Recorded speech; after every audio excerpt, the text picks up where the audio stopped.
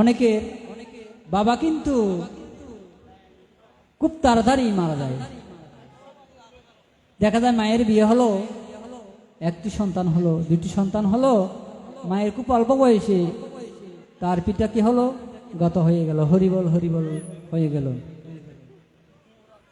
তখন সেই মা জননী কত কষ্ট করে তার ছেলেকে মানুষ করেন, সেটা কিন্তু সেই মা জানে, আর কেউ কিন্তু জানে না। যাদের মা বাবা আছে সেই জন্য মা বাবা থাকিতে কিন্তু তাদের কদর করতে শিখতে হবে। আমরা কিন্তু পৃথিবীতে সবাই এসেছি মা বাবার ভালোবাসার বন্ধনে আবদ্ধ হয়ে, আমরা পৃথিবীতে সবাই এসেছি। কেউ বলতে পারবো না আমি পৃথিবীতে হেঁটে হেঁটে চলে এসেছি। ভগবানও কিন্তু যতবার পৃথিবীতে এসেছেন, সত্যতে শ্রী হরি হয়ে, ত্রেতাতে রাম হয়ে, দাপরে ভগবান শ্রীকৃষ্ণ হয়ে, কলিতে গৌরাঙ্গ মহাপ্রভু হয়ে পৃথিবীতে এসেছেন। সে মায়ের জঠর ছাড়া কিন্তু সে আসতে পারে নাই। সেজন্য আমাদের সবাইকে মা বাবাকে অবশ্যই শ্রদ্ধা ভক্তি ভালোবাসা দিতে হবে। কারণ আমরা যে ভগবানকে ডাকতেছি, সবসময় বলি বা বলতেছি যে ভগবানকে ডাকতে হবে, হরির নাম সংকীর্তন করতে হবে।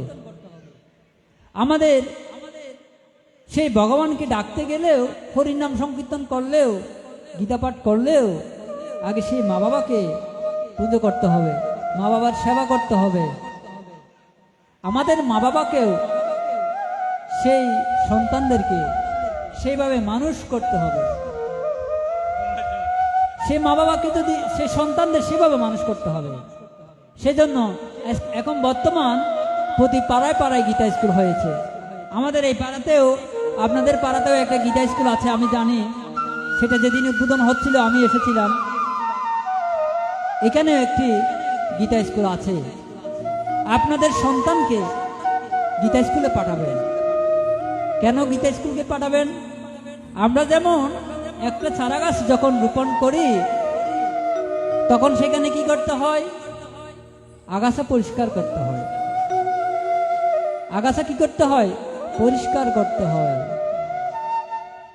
চারা গাছটাকে বিভিন্ন পশু পাখি থেকে রক্ষা করার জন্য বেড়া দিতে হয়, তাকে সংরক্ষণ করতে হয় চারা গাছটাকে।